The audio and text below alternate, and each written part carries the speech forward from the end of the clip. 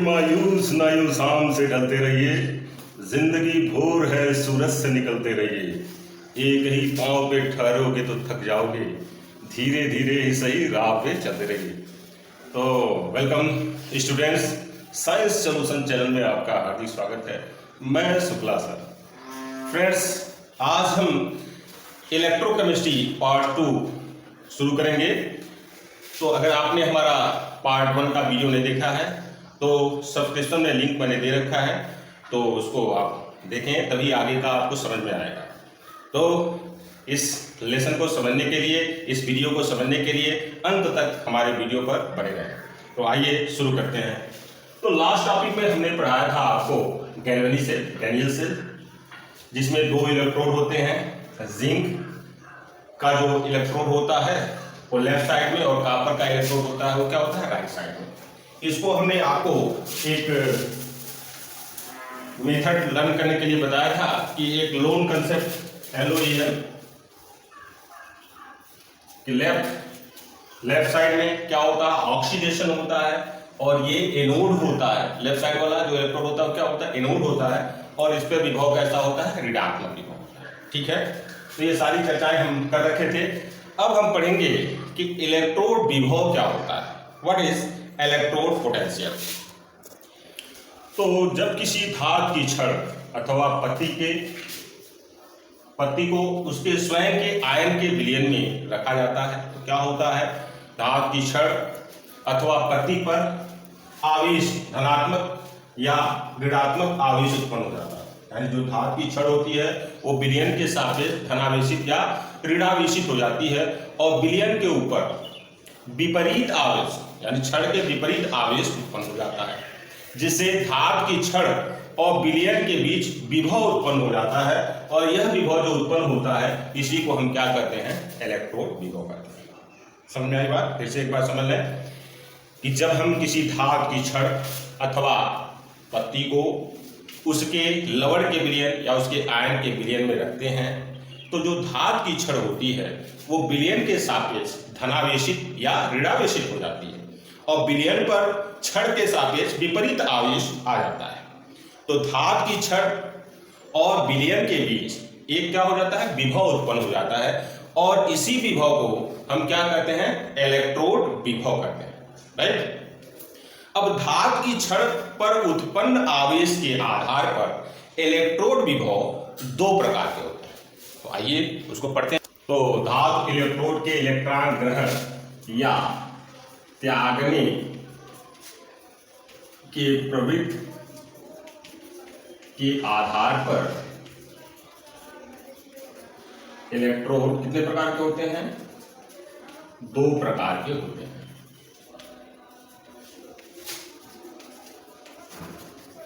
Number 1 है ऑक्सीकरण विभव,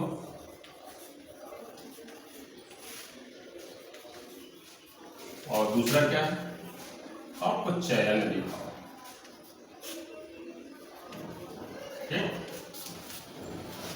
ऑक्सीकरण विभव। तो ऑक्सीकरण विभव क्या होता है, जब इलेक्ट्रोड विलयन के सापेक्ष क्या होता है, ऋणावेशित होता है। अब ऋणावेशित होने का मतलब क्या हुआ, उस केस में इलेक्ट्रोड किस तरह व्यवहार करता है, एनोड की भांति व्यवहार करता है, और इलेक्ट्रोड पर ऑक्सीकरण क्रिया संपन्न होती है।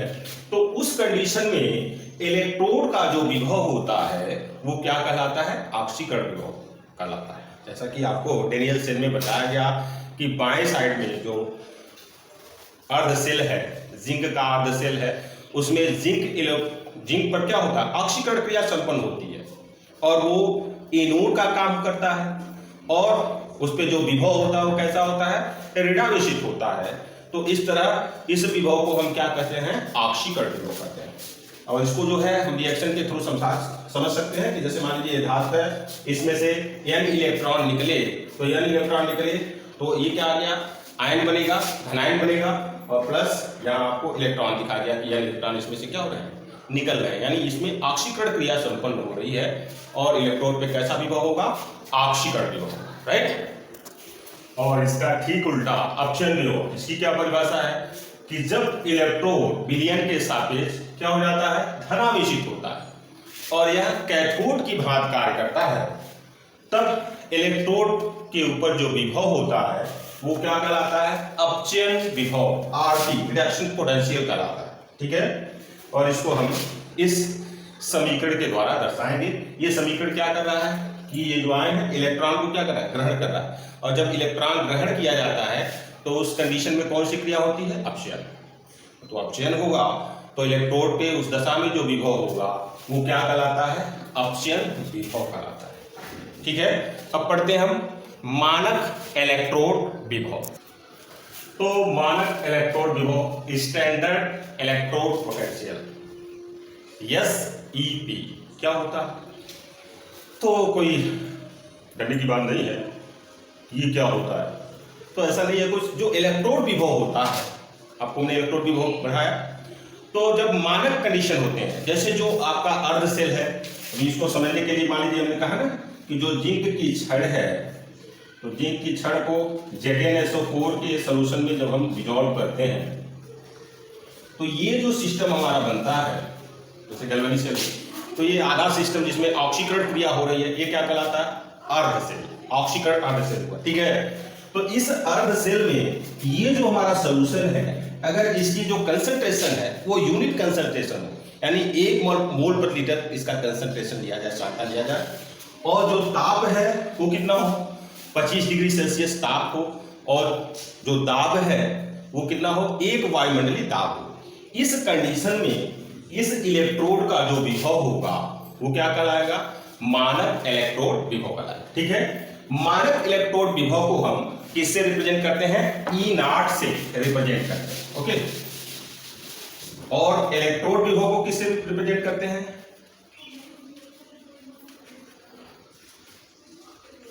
हम E से, कैपिटल E से व्यक्त करते हैं, ये ध्यान रखेंगे। तो इलेक्ट्रोड विभव, जब धातु की छड़ को उसके लौट के विलयन में हम डुबोते हैं तो धातु की छड़ विलयन के सापेक्ष क्या हो जाती है? धनावेशित या ऋणावेशित हो जाती है, और विलयन पर विपरीत आवेश उत्पन्न हो जाता है। तो धातु की छड़ पर जो आवेश जो विभव उत्पन्न होता है उसे हम क्या कहते हैं? इलेक्ट्रोड विभव कहते हैं। राइट, और यही चीज जब हम यूनिट कंसंट्रेशन वाले जो विलयन है, विद्युत अपघट्य विलयन है, इसमें हम किसी धातु की छड़ को डुबोते हैं और टेम्परेचर 25 डिग्री सेल्सियस होता है, 1 वायुमंडलीय दाब होता है, तो उस दशा में धातु की छड़ पर जो विभव उत्पन्न होता है उसको हम क्या कहते हैं? मानक इलेक्ट्रोड विभव कहते हैं। केवल इतना सा ही अंतर है इलेक्ट्रोड विभव और मानक इलेक्ट्रोड विभव। ठीक है, अब पढ़ते हैं हम सेल विभव। सेल विभव क्या होता है? तो हम पढ़ेंगे सेल विभव या सेल का विद्युत वाहक बल, इलेक्ट्रोमोटिव फोर्स ऑफ सेल, यह फिजिक्स की चीज है। तो सेल का विद्युत वाहक बल क्या होता है? तो सेल का विद्युत वाहक वह बल जो इलेक्ट्रॉन को क्या करता है? धकेलता है। आप मोटा मोटा यूज समझ सकते हैं कि जब सेल यूज में न हो उस कंडीशन में सेल के अंदर जो बल होता है उसको हम क्या कर सकते हैं? सेल का विद्युत वाहक। और ये जो होता है इसी को हम क्या कहते हैं? सेल विभव कहते हैं, और इसको हम रिप्रेजेंट करते हैं ई सेल या ई, और यहाँ क्या लिखेंगे? EMF, यानी इलेक्ट्रोमोटिव फोर्स ऑफ सेल। तो ई सेल से इसको रिप्रेजेंट करते हैं। क्या परिभाषा है? दो अर्धसेल अभिक्रियाओं के इलेक्ट्रोड विभव के अंतर को हम सेल का विद्युत वाहक बल या सेल विभव क्या कहते हैं? सेल विभव कहते हैं। तो जैसे हमने एक फिगर बना दिया आपका गैल्वेनिक सेल का, तो यहाँ इधर क्या है? एनोड है, इधर क्या है? कैथोड है। तो इन दोनों के अपने अपने क्या होंगे? विभव होंगे, और इन दोनों, ये आपका अर्धसेल हो गया, ये दूसरा अर्धसेल हो गया, इन दोनों अर्धसेलों के जो विभव का अंतर होगा वही क्या कहलाएगा? सेल विभव कहलाएगा। तो सेल विभव यानी ई सेल बराबर हो जाएगा ई, आप इसको लिख सकते हैं जैसे राइट, क्योंकि इधर का विभव कहाँ, किधर का विभव अधिक होता है? ये प्लस वाले का, राइट वाले का विभव अधिक होता है। तो E R minus E L, E right minus E left, या इसको यूं लिख सकते हैं ई सेल बराबर हो गया ई, इधर वाला कौन सा सीधा है? कैथोड, ई कैथोड और minus E anode. Right. E cell बराबर क्या हो गया, ई कैथोड माइनस ई एनोड। ठीक बात है। अगर इसी का हम मानक सेल विभव ज्ञात करेंगे तो क्या हो जाएगा, E naught cell is equal to E naught cathode minus E naught anode. Clear? Okay. अब इस पे हम एक न्यूमेरिकल आपको लगा के दिखाते हैं। तो ये न्यूमेरिकल क्वेश्चन है कि Zn पर +2 to Zn and Ag +2 Ag पर +1 टू Ag के मानक इलेक्ट्रोड विभव क्रमशः इतना तथा इतना वोल्ट है, तो सेल का मानक विभव क्या होगा। ठीक है, तो इसके लिए जो सेल निरूपण होगा और Zn पर +2 Zn इस तरह से रखा है इसमें है, Ag पर +2 क्या Ag है, तो यानी ये देखिए ये दोनों का अपसरण विभव दे रखा है, यानी राइट साइड में जो आपका है वो कैथोड है ये, और इधर वाला क्या है, एनोड है। तो ई सेल हम फार्मूला लगाएंगे, ई सेल इक्वल टू क्या होगा, ई कैथोड माइनस ई एनोड। तो ई कैथोड यानी Ag का जो इलेक्ट्रोड विभव होगा कितना है, +0.799 माइनस ई एनोड जिंक का, तो इसको माइनस और माइनस लिखेंगे 0.763, ये इक्वल टू होगा +0.799 माइनस माइनस क्या होगा +0.763। ओके, और ये इक्वल टू आ जाएगा 1.562 वोल्ट। राइट। एक चीज और, एक पॉइंट में भूल गया, जैसे देखिए ई सेल है तो E cell is equal to E cathode minus E anode है। ठीक है, तो इस दशा में कुछ कंडीशंस लेते हैं कि जब ई सेल बराबर क्या हो, 0, यानी जो कैथोड का इलेक्ट्रोड विभव है और एनोड का इलेक्ट्रोड विभव दोनों के मान क्या हो, सेम हो, बराबर हो, तो ई सेल की वैल्यू क्या आ गई, 0। तो इस दशा में सेल द्वारा धारा प्रवाहित नहीं, तो सेल से धारा क्या होगी,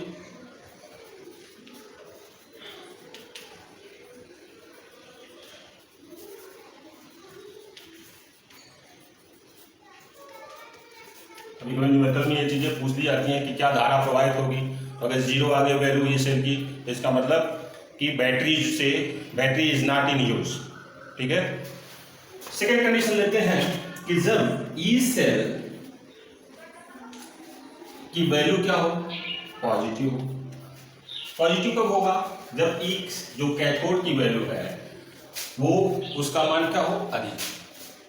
ठीक है, तो जब पॉजिटिव होगा तो ये क्या दर्शाता है कि पॉजिटिव होने का मतलब कि धारा क्या हो रही है, प्रवाहित हो रही है, यानी सेल जो है, तो सेल से धारा प्रवाहित होगी तो सेल क्या होगा, निरावेशित हो रहा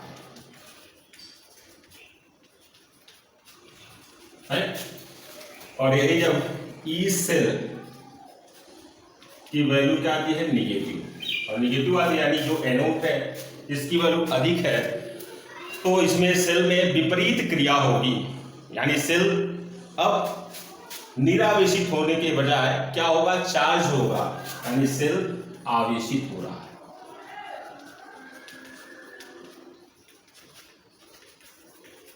ठीक है, समझ में आ गई बात। एक चीज और समझते हैं कि दोस्तों अब मान लीजिए E cell is equal to E cathode minus E anode दे रखा है। ठीक है, तो इस कंडीशंस में अगर मान लीजिए ई सेल की वैल्यू आपको दे दिया है कि 30 है, तो कोई भी वैल्यू है, तो ई सेल की वैल्यू 30 वोल्ट है, तो पूछा गया कि बताइए जो ई कैथोड है या ई एनोड है इनकी वैल्यू क्या होगी। तो अब इनकी वैल्यू, अब यहाँ तो मान लीजिए ये क्या हो सकता है, 100 हो सकता है, ये कितना हो सकता है, 70 हो सकता है, ठीक है, ये 50 हो सकता है, ये 20, तो बहुत सारी वेरिएबल वैल्यू प्राप्त होगी। तो इस प्रॉब्लम को दूर करने के लिए हम क्या करेंगे कि हम एक मानक हाइड्रोजन का विभव लेते हैं, इलेक्ट्रोड विभव, उसके थ्रू इसकी हम गणना आसानी से कर सकते हैं। ठीक है, तो अब हम पढ़ेंगे तो मानक hydrogen electrode. Standard hydrogen electrode, short में इसे हम SHE से भी जानते हैं। तो ये क्या होता है, यानी हाइड्रोजन का इलेक्ट्रोड कैसे बनाया जाता है, तो उसके लिए कभी कभी एग्जाम में पूछता है, इंपॉर्टेंट है भाई। इसके लिए क्या करते हैं, हम एक पात्र लेते हैं और इसमें हम 1 मोलर कंसंट्रेशन वाला हम क्या लेते हैं, HCl का विलयन लेते हैं, राइट। और इस HCl विलयन में हम एक प्लेटिनम की पत्ती या प्लेटिनम की रॉड इस तरह से डाल देते हैं, ठीक है। अब प्लेटिनम क्या होता है, बहुत अधिक अक्रियाशील होता है। अब इस प्लेटिनम की रॉड को एक हम शीशे के जार से ऐसे ढक देते हैं, राइट। और एक वायुमंडलीय दाब पर इसमें हम कौन सी गैस प्रोवाइड करते हैं, हाइड्रोजन गैस प्रोवाइड करते हैं। तो इस दशा में ये एक अर्ध सेल की भांति कार्य करता है। अच्छा, खास बात ये है कि जो हमारा ये स्टैंडर्ड हाइड्रोजन इलेक्ट्रोड है, मानक हाइड्रोजन इलेक्ट्रोड है, ये ऑक्सीकरण और अपक्षय दोनों इलेक्ट्रोडों की भांति व्यवहार करता है। और इसका जो इलेक्ट्रोड विभव होता है E0, उसका मान मानक इलेक्ट्रोड विभव यानी SHE इक्वल टू क्या होता है, 0 वोल्ट। क्लियर, समझ में आई बात। तो इसको हम किसी भी जो सेल है, हर सेल में इसको हम आपका मतलब ऑक्सीकरण विभव या एनोड या कैथोड किसी भी तरह इसका हम प्रयोग कर सकते हैं। ओके, तो नेक्स्ट वीडियो में हम इस लेसन में आगे नेक्स्ट इक्वेशन पढ़ेंगे। और आपने अभी तक हमारा अगर चैनल सब्सक्राइब नहीं किया तो प्लीज़ सब्सक्राइब करें, लाइक करें, शेयर करें और कमेंट्स दें। कमेंट्स देंगे तो हमारा भी आत्मबल बढ़ेगा। अच्छा बुरा जो भी है प्लीज़ आप हमें बताने का प्रयास करें। धन्यवाद।